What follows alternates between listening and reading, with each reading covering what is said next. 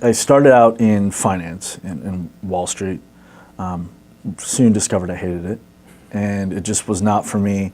It's not something I wanted to do. We weren't creating anything. Was it just that you felt like you were, like, I don't know? I was on a trading floor, so we were trading. So it just wasn't for me. Nothing against them, but so I started getting to actually finding hedge fund managers, and so I ended up starting my own thing a few years back, and did that for a few years, and it was a really valuable lesson because it ultimately did not succeed, and I can kind of go back and think of a ton of reasons why it didn't work. What would be, just kind of stopping there, if it's on the top of your mind, like what are just one or two that you experienced that you felt the reason why it didn't succeed, and maybe what you have done differently? Yeah, I mean, that's a really good question.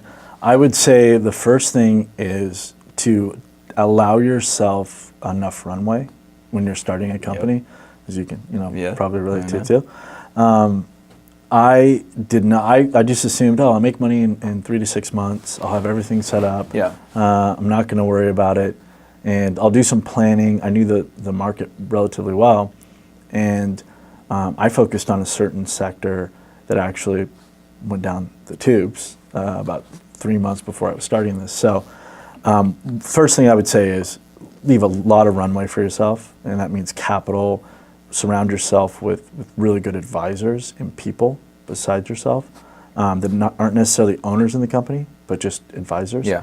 And just plan, like have a strategic plan, a game plan, and don't worry about starting your LLC or anything until you have your first paying customer. I would say that. So does that mean withhold as much cost, right? Exactly. Like hold off the cost. Right. Yeah. No, I can say the same thing because we definitely didn't do that. Yeah. For better for worse, we incorporated early on. Let's get all the paperwork. Right. You're so excited about it, like starting a company, and you're not even.